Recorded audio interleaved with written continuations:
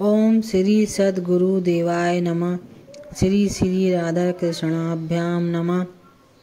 आंवला नवमी की कथा।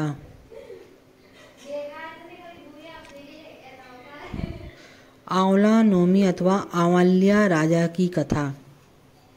एक राजा था, उसका प्रण था। वह रोज 1.25 मन आंवले दान करके ही खाना खाता था। इससे उसका नाम आंवल्या राजा पड़ गया।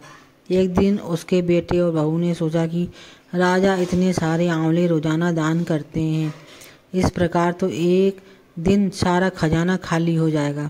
इसलिए बेटे ने राजा से कहा कि उसे इस तरह दान करना बंद करना होगा। बेटे की बात सुनकर राजा को बहुत दुख हुआ और राजा रानी महल छोड़कर बियावन जंगल में, घनघोर जंगल में चले गए। राजा रानी आंवला दान नहीं कर पाए और प्रण के कारण कुछ खाया नहीं।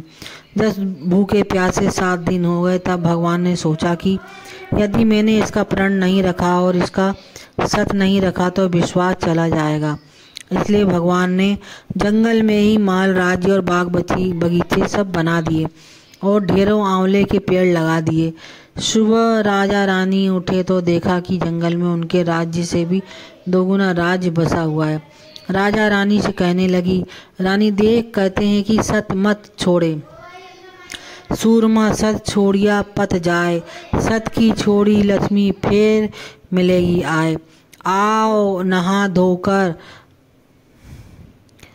दान करें और भोजन करें। राजा रानी ने आंवले दान करे, खाना खाया, खुशी खुशी जंगल में रहने लगे। उधर आंवला देवता का आगमन करने व माता पिता से बुरा व्यवहार करने के कारण बहू बेटे के बुरे दिन आ गए। राज्य दुश्मनों ने छीन लिया। दाने दाने को मोहताज हो गए और काम ढूंढते हुए अपने पिताजी के राज्य में आ पहुँचे। उनके हालात इतने बिगड़े हुए थे कि पिता ने उन्हें बिना पहचाने हुए काम पर रख लिया। बेटे बहू सोच भी नहीं सकते कि उनके माता पिता इतने बड़े राज्य के मालिक भी हो सकते हैं। सो उन्होंने भी अपने माता पिता को नहीं पहचाना। एक दिन बहू ने सास के बाल गूंथते समय उनकी पीठ पर मस्सा देखा।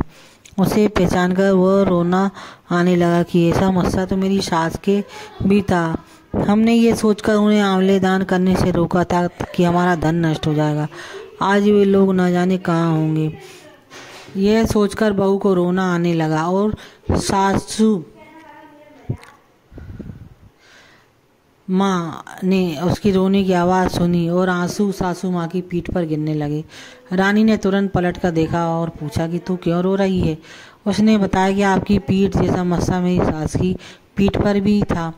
हमने उन्हें आंवले दान करने से मना कर दिया था, इसलिए वे घर छोड़कर कहीं चले गए। तब रानी ने उन्हें पहचान लिया, सारा हाल पूछा और अपना हाल बताया। अपने बेटे बहू को समझाया कि दान करने से धन कम नहीं होता बल्कि बढ़ता है। बेटे बहू भी अब सुख से राजा रानी के साथ रहने लगे। हे भगवान, जैसा राजा रानी का सत रखा वैसा सबका सत रखना, कहते सुनते सारे परिवार का सुख करना, बस यही कामना है। एक अन्य कथा के अनुसार एक बार जगत गुरु आदि शंकराचार्य भिक्षा मांगने एक कुटिया के सामने रुके। वहाँ एक बूढ़ी औरत रहती थी जो अत्यंत गरीबी और दयनीय स्थिति में थी। शंकराचार्य की आवाज़ सुनकर वह बूढ़ी औरत बाहर आई। उसके हाथ में सूखा आंवला था। वो बोली, महात्मान, मेरे पास इस सूखे आंवले के सिवा कुछ नहीं है, सो आप इसे भिक्षा में ग्रहण कीजिए। शंकराचार्य को उसकी स्थिति पर दया आ गई। तब उन्होंने उसकी मदद करने का प्रण लिया और अपनी आंखें बंद की और मंत्र रूपी 22 श्लोक बोले। ये श्लोक कनकधारा श्लोक थे। इससे प्रसन्न होकर माँ लक्ष्मी ने उन्हें दिव्य दर्शन दिए और कहा, शंकराचार्य इस औरत ने पूर्व जन्म में कोई भी वस्तु दान नहीं की। यह अत्यंत कंजूस और मजबूरीवश दान भी करती थी तो बुरे मन से दान करती थी, इसलिए इस जन्म में इसकी हालत हुई है। यह अपने कर्मों का फल भोग रही है, इसलिए मैं इसकी कोई सहायता नहीं कर सकती। शंकराचार्य ने लक्ष्मी की बात सुनकर कहा, है महालक्ष्मी, इसने पूर्व जन्म में अवश्य दान धर्म नहीं किया, लेकिन इस जन्म में इसने पूर्ण श्रद्धा से मुझे ये सूखा आंवला भेंट दिया। इसके घर में कुछ नहीं होते हुए इसने ये मुझे सौंप दिया। इस समय इसके पास यही सबसे बड़ी पूंजी है। क्या इतना भेंट करना पर्याप्त नहीं है? शंकराचार्य की इस बात से देवी लक्ष्मी प्रसन्न है।